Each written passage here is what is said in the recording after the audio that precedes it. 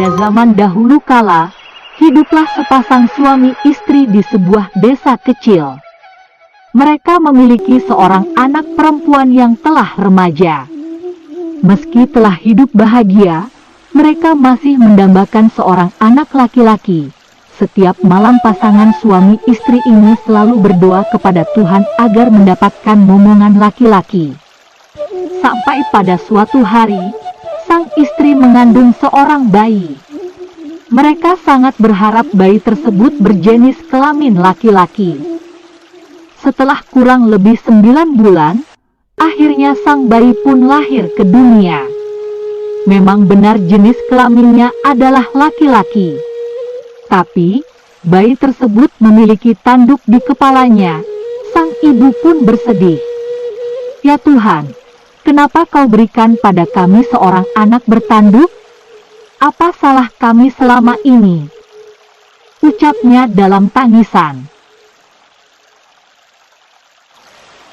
Mereka tak ingin menahan malu karena memiliki anak berkepala tanduk. Alhasil, sang suami pun berniat untuk membuangnya. "Istriku, maafkan aku. Ini demi kita. Aku kan menghanyutkannya ke sebuah sungai. Semoga ada orang baik yang mau merawatnya." Sang istri hanya mengangguk tanda setuju dengan ide suaminya. Mereka lalu meletakkan bayi malang itu dalam sebuah peti. Mereka juga menaruh sebutir telur dan segenggam beras. Saat si suami menghanyutkan bayinya ke sungai, anak perempuannya melihat tindakan tersebut. Dia sangat bersedih karena orang tuanya membuang sang adik. "Kenapa orang tuaku tega sekali? Padahal selama ini mereka mendambakan kelahiran seorang putra. Hanya karena wajahnya yang tak sempurna, mereka tega membuang adikku begitu saja. Aku tak bisa diam saja. Aku harus menyelamatkan adikku." Kemudian, sang kakak pun mengikuti adiknya yang ia beri nama si tanduk panjang. Sayangnya, ia tak sanggup meraih peti itu. Jadi, sang kakak hanya mengikuti si tanduk panjang dan berharap agar petinya segera menepi. Saat adiknya menangis, sang kakak menghiburnya dengan berkata, "Adikku sayang, si tanduk panjang, jangan engkau menangis. Jika kau lapar, makanlah sebutir beras agar perutmu terasa kenyang." Beberapa hari kemudian, si kakak mendengar suara anak ayam dari dalam peti. Hal itu menandakan bahwa telur dalam peti telah menetas. "Adikku sayang, kini kau mempunyai teman. Bertemanlah baik dengan ayam itu." Ketika adiknya menangis, sang kakak selalu menghiburnya. "Ayam kecil, tolong hibur adikku. Buatlah dia tersenyum kembali. Bila kalian lapar, makanlah satu butir beras." Setelah sekian lama hanyut, akhirnya peti itu terdampar di tepi sungai. "Oh Tuhan, terima kasih.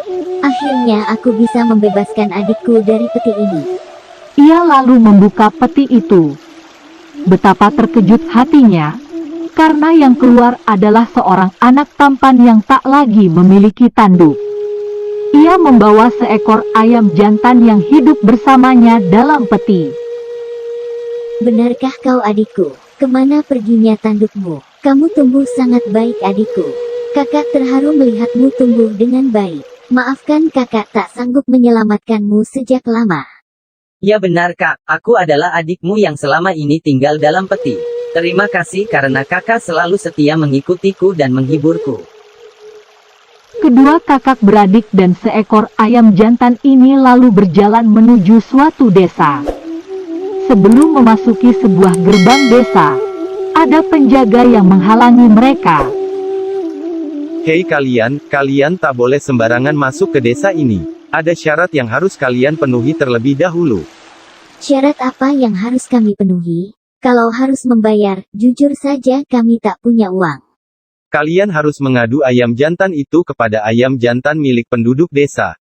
Bila ayammu menang, maka kamu kan mendapat uang. Jika kalah, bersiaplah untuk menjadi budak." Si tanduk panjang dan kakaknya pun terdiam sejenak. "Bagaimana, apakah kalian menyanggupi? Jika tidak, silakan pergi dari sini." Karena tak tahu lagi harus kemana, mereka berdua akhirnya setuju untuk mengadu ayam jantan milik tanduk panjang. Mereka sebenarnya tak yakin bila ayam jantan itu bisa memenangkan pertandingan. Tapi, hanya itu jalan satu-satunya yang bisa mereka tempuh saat ini. Tibalah pada saat pertandingan ayam. Sebelum menandingkannya, si tanduk panjang mengelus kepala sang ayam dan berkata, Ayamku, maaf karena aku harus mengorbankanmu. Semoga kamu bisa memenangkannya, sehingga kita bisa hidup dengan baik. beruntung sekali, ayam itu berhasil memenangkan pertandingan. Mereka pun mendapatkan bayaran yang cukup banyak.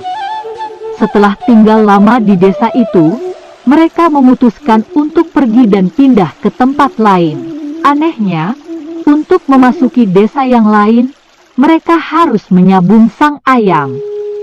Untungnya, ayam jantan milik tanduk panjang ini selalu berhasil memenangkan pertandingan. Mereka berhasil mengumpulkan pundi-pundi uang hingga menjadi kaya raya. Kak, uang kita sangatlah banyak. Tampaknya cukup untuk hidup bertahun-tahun. Kita harus berterima kasih pada ayam jantan yang hebat ini. Dengan uang sebanyak ini, pasti ayah dan ibu kita tak akan hidup kesusahan lagi, Kak.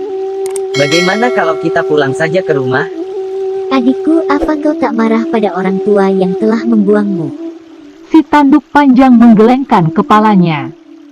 Ia sama sekali tak marah pada kedua orang tua mereka. Ia justru ingin kembali ke rumah dan hidup bahagia bersama mereka. Adikku, kamu sangatlah bijaksana. Kakak sangat bangga kepadamu. Beberapa tahun kemudian, mereka memutuskan untuk kembali ke kampung halaman. Sesampainya di rumah, ayah ibu mereka telah nampak semakin tua. Mereka terkejut melihat sang putri telah kembali. Anakku, kemana kau selama ini? Ibu dan ayah mencarimu kemana-mana. Kami merindukanmu anakku. Ibu menyesal telah membuang adikmu. Ibu menyesal, nak. Ucap sang ibu sambil memeluk anak perempuannya. Melihat anaknya pulang dengan seorang pemuda tampan, sang ibu pun bertanya-tanya. Siapa pria ini, anakku? Ia sama sekali tak tahu bila pria itu adalah anaknya. Sebab, tak ada tanduk yang tersemat pada kepalanya.